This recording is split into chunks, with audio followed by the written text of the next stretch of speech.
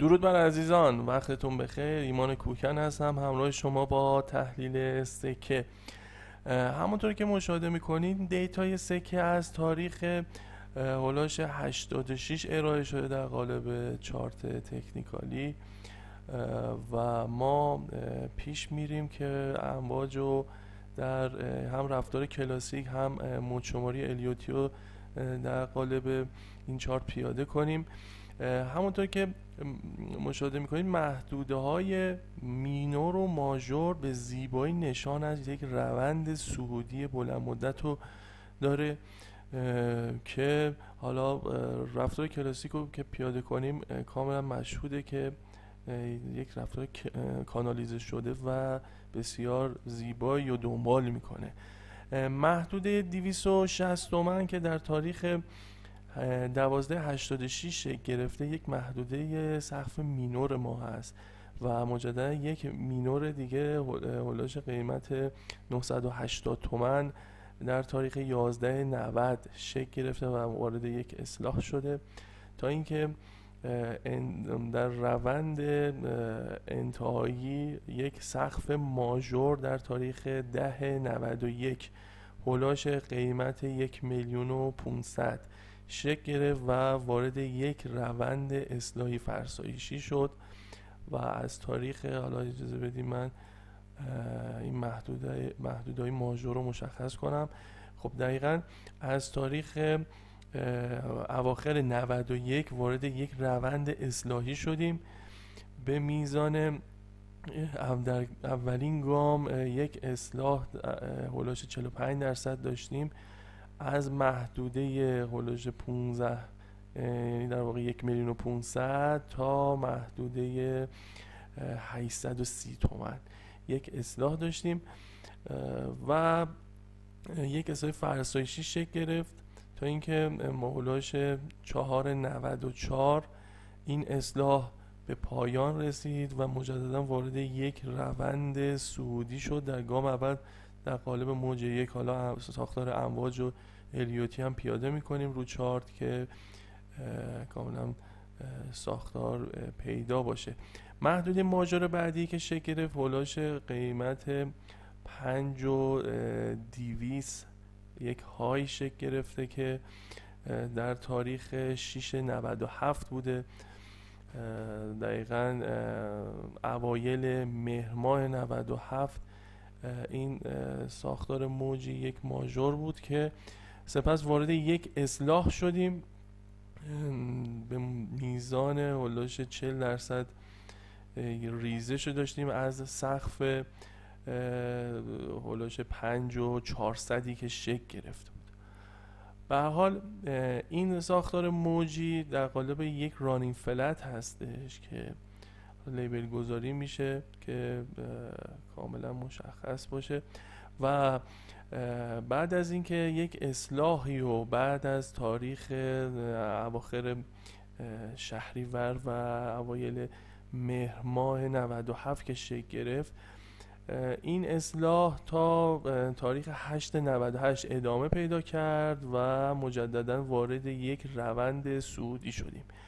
حالا در ابتدا خب این سقفی که شکل گرفته نمیشه فعلا تاییدیه ماژور رو یعنی به عنوان ماژوری محدوده رو در نظر گرفت. هولاش 15,500 16 میلیون نمیشه فعلا به عنوان ماژور در نظر گرفت. در صورتی این روند رو میشه ماژور در نظر گرفت و تایید کنیم که وارد یک اصلاح شدیم که یک لو پایینتر از کف قبلی داشته باشیم که هولاش 10 میلیونه.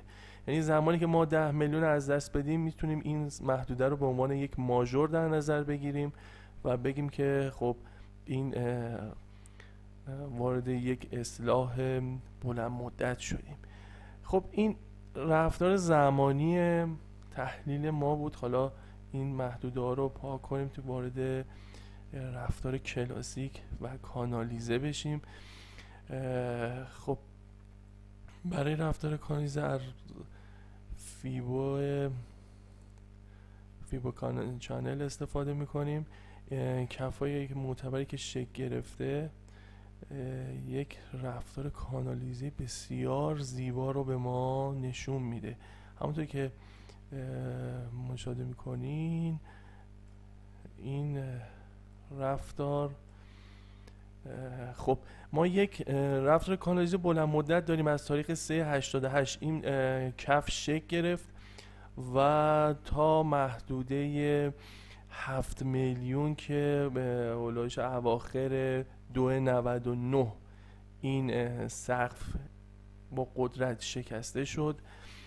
طبق رفتار کلاسیک میشه انتظار داشت که وقتی که این کانال که از کانال بسیار معتبری هم از تاریخ 88 تا تاریخ 99، یعنی هولاش بیشتر از 10 سال این رفتار کانالیزه به طول انجام میده و سقف این کانال هولاش محدوده 7 میلیون بوده که شکسته شده. این سقف نشون از این داره که سکه به راحتی نمیتونه وارد کانال پایین بشه و احتمال اینکه حد اکثر حالا تا محدوده بین 8 تا 9 میلیون تومان اصلاح داشته باشه هست، ولی اینکه بخواد وارد کانال پایین بشه خیلی بعیده و این مدت میتونه خب اصلاح خودش رو ادامه بده. حالا به هر حال محدوده 399 این هولش 7 میلیون بود که شکسته شد، با قدرت حرکت کرد و به خط میانی کانال بالایی واکنش منفی نشون داد و وارد یک اصلاح شد.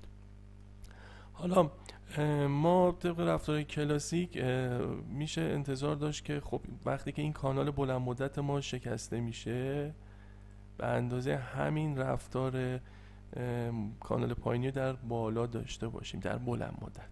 همونطوری که خدمتتون عرض کردم این چارت هفتگی ما هست، بنابراین انتظار واکنش‌های روزانه نداشته باشید که بگیم که بالا با سرعت ادامه میده روندشو. به هر حال این خط میانی که واکنش نشون داده، رفتار کلاسیک به ما میگه که خب یه مدت این محدوده بازی داریم، یک بازی داریم و مجددا جذب انرژی میکنه برای ادامه حرکت، برای زدن یعنی تا انتهای سقف کانال. به هر حال کفی که به عنوان محدوده بسیار مهم میشه در نظر گرفت اولش بین 8 میلیون تا 9 میلیونه برای سکه که با از دست دادن این محدوده احتمالی که وارد کانال پایینی بشه هست. بنابراین این شرایط رو حتما مد نظر قرار بدین برای سکه. خب حالا ما رفتار لیبل گذاری الیوتی رو بخوایم پیش ببریم، خب یک رفتار کاملا سعودیه در قالب یه ایمپالس 5 موجی میبینیم اینجا که شکل گرفته. خب ما اینو لیبل گذاری که میکنیم به عنوان موج 1 اور ای ما و سپس از این تاریخ وارد یک اصلاح شده تا به اینجای کار که میشه به عنوان 1 2 اور بی در نظر گرفت، در نظر گرفت و بعد از این اصلاح فرسایشی که شکل گرفت یک موج سعودی مجددا لیبل گذاری هم بخوایم بکنیم، موج 1 و 2 3 4. فعلا این موج 5 رو اینجا در نظر میگیریم تا حالا وارد یه توضیحات دیگه بشیم.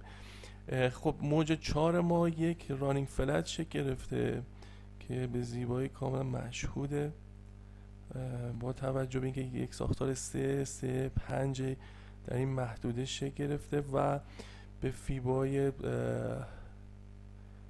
فیبوی محدوده 61 ما واکنش به زیبایی نشون داده که یکی از نشانه های رانینگ فلت بودن ساختار موجی. به هر حال این ساختار موجی وقتی اصلاحی به اتمام رسیده وارد یک روند صعودی شده و به خط میانی واکنش نشون داده. حالا ما فیبویی که مد نظر میگیریم فیبوی 61 و 8 که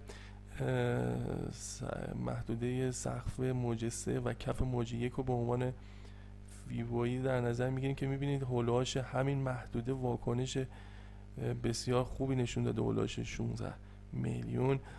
و حالا ما اگر این لیبل رو به عنوان موج 5 بخوایم در نظر بگیریم و موج 5 ما گسترده نشه، باید خب این لیبل بعدی ما در سیکل بلند مدت باید به عنوان 3 اور سی ما لیبل گذاری بشه، که در صورت حالا برای تاییدی که موج سی ما باشه نیاز به این داره که حداقل این